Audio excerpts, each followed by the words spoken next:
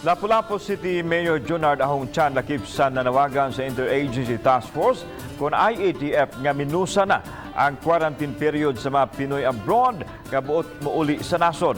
Una nini mipadaog swat Hangyo si Chan sa DOH nga tugkutan ang mga fully vaccinated nga mga langyaw nga makasulod sa dakbayan. Siluan meron dina sa report.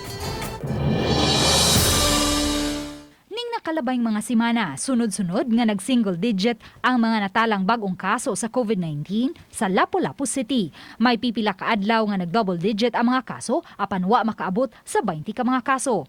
Kini ang usa sa mga gihimugatang basihan ni Mayor Junard Ahong nganong angayan ng Menosan ang quarantine period sa mga Pinoy abroad nga buot mouli sa Sugbo. Sama kang Governor Gwen Garcia, pabor si Chan nga dili inahuwaton ang 7 ka adlaw nga quarantine period kung makapresentar na og negative RT-PCR test result ang mga OFW o returning overseas Filipinos 72 hours sa ilang pag-abot agi sa Mactan, Cebu International Airport.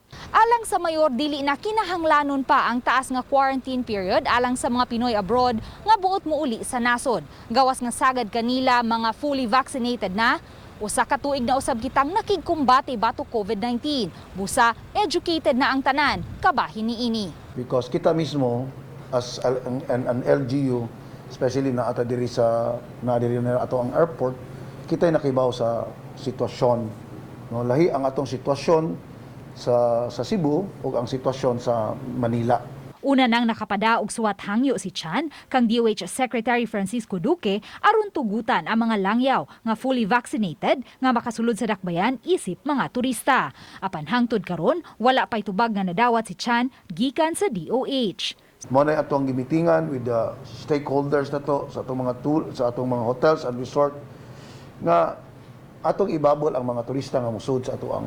Niadtong Mayo 1, gitugutan na sa IATF ang pipila ka mga langyaw nga naghupot og special visa nga makasulod sa nasod apan mag-agigihapon sa 7 ka adlaw nga quarantine period samtang magpaabot sa resulta sa swab test.